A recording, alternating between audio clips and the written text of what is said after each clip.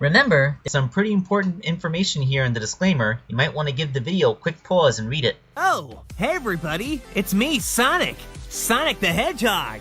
Just here to remind you that if you haven't already, make sure to hit that like button. And for even more amazing customs, don't forget to subscribe to Wakeangel2K1, because between you and me, they're way past cool.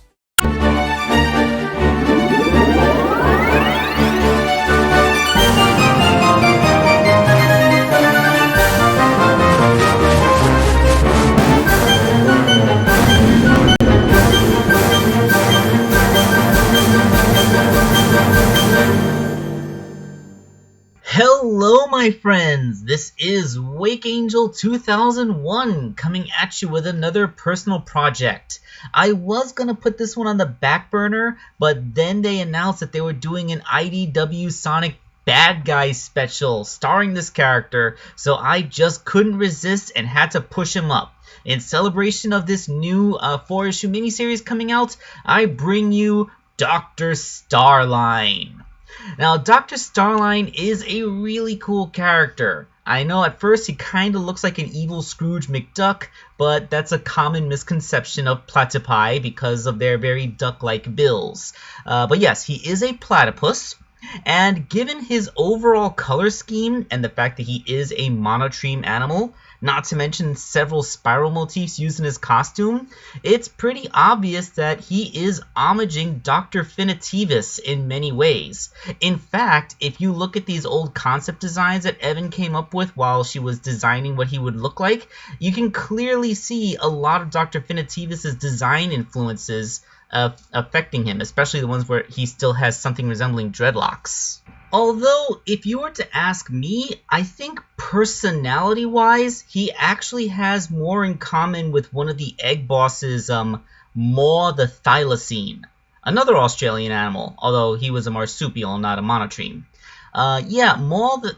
I haven't talked about Maw very often, but he is one of the egg bosses that was genuinely devoted to the Eggman Empire cause. You know, he wasn't quite as fanatical to the point of being in love with him like Thunderbolt the Chinchilla was, but he did truly believe that Dr. Eggman was a positive force for the world. Like, he's one of those types. And Dr. Starline actually has a lot more of his personality traits in there. Although Maw didn't really get a lot of on-panel time because the comic got canceled, so even now, Dr. Starline is quite a bit more developed than he ever got a chance to be.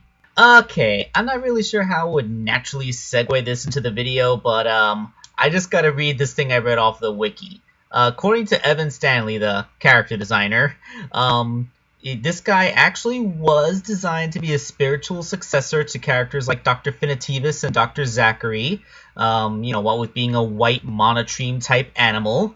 But design elements also came from Jareth the Goblin King, a steampunk idea of Benjamin Franklin, and even freaking Michael Jackson from his appearance in Thriller.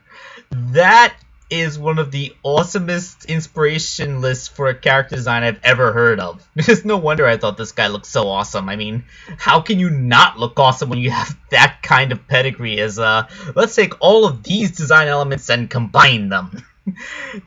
And oh yeah, one more thing. The purple tuxedo that he wears is apparently based off of the infamous purple shirt that Mike Pollock would wear for conventions. That's right, this dude is so much of a Dr. Eggman fanboy that he actually dresses up like Dr. Eggman's voice actor. I also do not wish to downplay the importance that Dr. Starline has played to the IDW Sonic comic. He is the sole reason, well, in universe, why the story didn't end after about a dozen issues. Because if you've been reading the comic, then you should know that after they defeated Metal Sonic, then that was it. Dr. Eggman was essentially reformed. His interactions with the Phantom Ruby had caused him to get amnesia, and he was living under a new identity, a friendly repairman going by the name Mr. Tinker, and people were perfectly happy to let him live out his life as a friendly neighborhood repairman. He even made an amusement park for the children of the village that had taken him in. He was a good guy. But Dr. Starline could not let that stand because he was too obsessed with the greatness that was the Eggman Empire.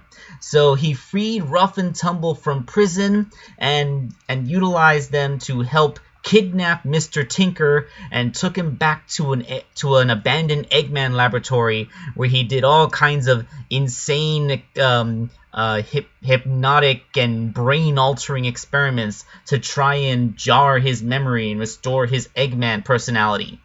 I don't think it really had too much of an effect until Metal Sonic came back, and it was seeing Metal Sonic that was the final trigger that allowed Dr. Eggman's personality to restore itself. I keep on having to check myself and making sure I don't accidentally say Dr. Finitivus, because the way that Starline fights is actually very similar to Finitivus. He came across this gem that's capable of altering reality, which he called the Warp Topaz, and it allowed him to create portals to, basically wormholes that take him anywhere. And he actually used these to great effect in combat against Sonic and Silver. It's actually very similar to the way that Dr. Finitivus would use the warp rings to fight, so you can clearly see why I keep on saying this guy is like a reincarnation of Dr. Finitivus, even though in a lot of ways he's very, very different. But yeah, like the homages are there, like I can totally see them. After joining up, he basically became Dr. Eggman's right-hand man for a time, almost on a friendly relationship. Not quite completely friends, but Dr. Eggman would definitely give him the Employee of the Month card. Even during the whole the metal virus arc, Starline was working very hard to try and make the plan work, because he could start to see some of Eggman's flaws. Eggman is brilliant. Like, he is a 300 IQ genius. No one's going to question that. But he is impulsive, narcissistic, and short-sighted in a lot of ways. And Starline actually did notice this, and actually got so far as to try and recruit the Zeti to help solve the problem, which kind of almost doomed everything, because the Zeti, I don't know what the Zeti's deal is, but they appear to hate all life in existence, and so when they found out that there was this apocalyptic threat that was going to destroy all life on Earth, the first thing they did was try and accelerate that. Like, I don't really get it, because that would mean that the Zeti themselves would be consumed, but I don't know, maybe the Zeti are just narcissistic enough to think that they could somehow survive the apocalypse too. At the end of the arc, this is a bit of a spoiler, Dr. Eggman took the Warp Topaz away from him and then kicked him through a portal, basically saying that he was fired, so that he could work with Sonic and the Resistance, the Restoration, I should say, to rid the world of his metal virus, and, that's how the metal virus arc ended, happily ever after.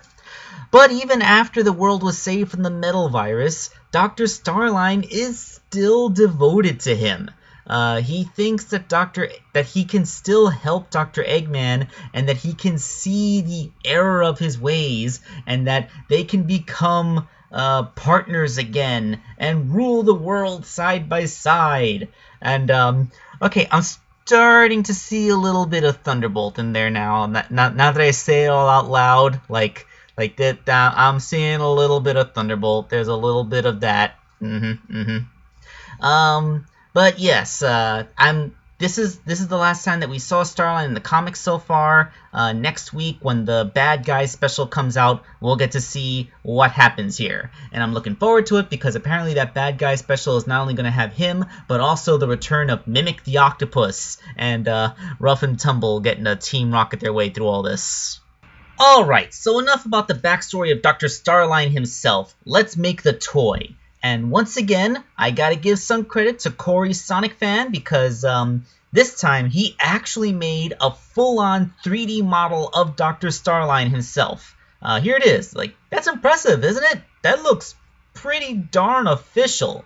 In fact, it looks so official that I actually used the models of the boots and the, I'm gonna call it the Topaz gauntlet, for this figure. So yes, parts from his model are actually being used to make this figure, and it's a completely fan-created model, not a ripped one from the games or you know whatever they used to wherever they kept the Princess Sally from the Archie comic. Okay, so the base figure is going to be Jet the Hawk because I needed a character that was naturally just a little bit taller than Sonic. Oh, you know what? Let me call up that character sheet again. Dr. Starline is a full 4 feet tall, and as you can see, he is a little bit taller than Sonic here, which I like to think goes into the fact that Sonic is only 15 years old. He's a teenager and isn't fully grown yet, so as he gets older, he will get a little bit taller. I think this is IDW's final little jab at the retcon, saying, modern Sonic is only 1 meter tall. Classic Sonic is shorter than that. Stop saying he's taller. So like, all right, we'll make him 1 meter tall, but teenagers still have room to grow. Yeah, I mean, yeah, you think at this point I would let that go, but no, I'm just a petty little asshole, and I'm never gonna let that go, am I? Okay, so let us get to the parts. Let's start with the head, because aside from his slightly taller height, I also chose Jet the Hawk because he has a beak, which would be very easy to make into a bill. Once I cut off his feather crest and those two little, I want to call them feather bangs, you know, the ones on the back of his head that hang down. Yeah, I cut all that off and sculpted on a nice little duck bill for our duck-billed platypus, and Dr. Starline's hair, which I don't want to call it a comb over, but it looks a lot like a comb over. So yeah, once the beak stabilized, the bill stabilized, I made a tiny pair of glasses. I wanted to actually sculpt them in this time so I could paint them because he has tinted lenses, not just, you know, they're not just glasses, they're tinted.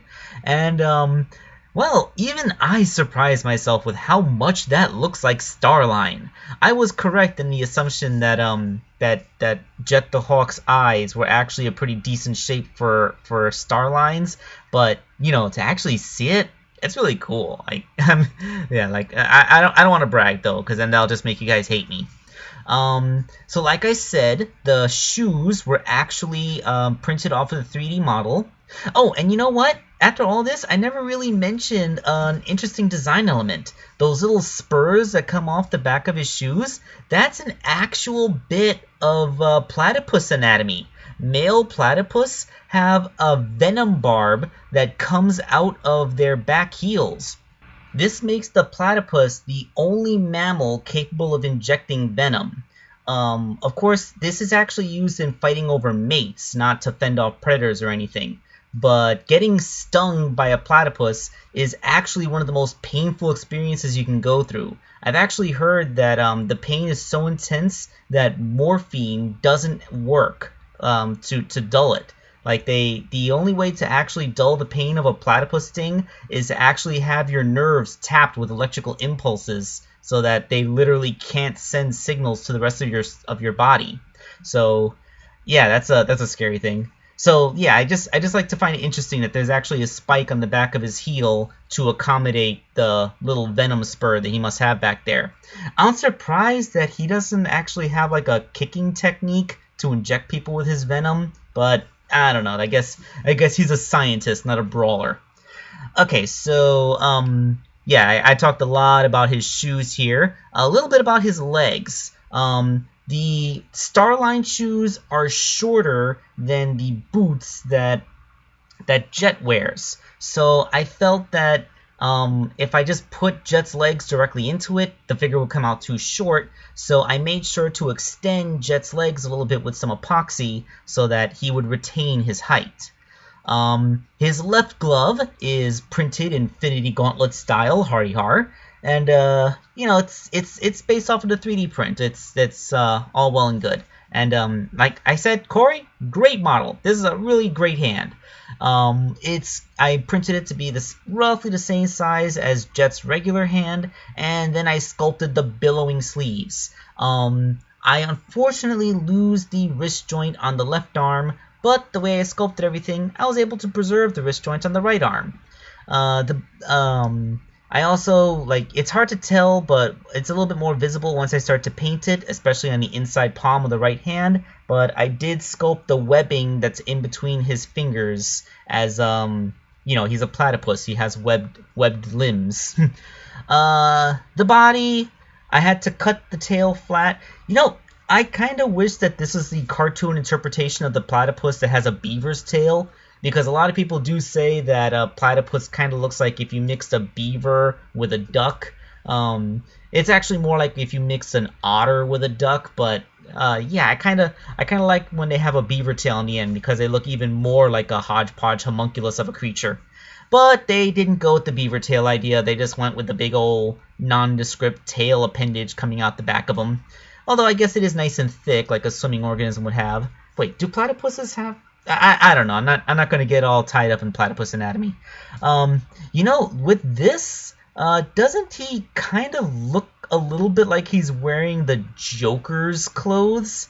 Like the purple on slightly different shade of purple, like getting a little bit of Joker vibes. I mean, I know I mentioned all the influences of his design earlier, but I don't know. Like I guess I'm just seeing a lot of things now. And I guess that's all the parts, so all that's left is to put them back together again. So behold, Dr. Starline! I am so proud of this one. I think it came out great. And, oh wow, I guess I should wrap this up because I'm looking at this and this is probably one of the longest videos I've made. I guess it's kind of like with E102 Gamma. I had a lot to say about the character. But yeah, aren't I just kind of building up my own little IDW toy line here? I mean, here he is with the Mimic the Octopus. I did make some changes to Mimic. I altered his muzzle so that it looks more like the octopus beak. I mean, the fact that I kind of made Mimic before I really got a really good look at his design because it was only the one picture of it. And I realized after I had made it, like, oh no, his face is different than what I molded. And that kind of ate at me all this time, so there it is. And, yeah, here they are with Tangle and Whisper because, you know, of course I got to show off Tangle and Whisper. So, am I going to make some more IDW figures? We're going to see me do Rough and Tumble, Jewel the Beetle, perhaps? Let me know if you guys are interested in that kind of thing. In the meantime, I guess it's time to go. This is Wakeangel2K1 signing off.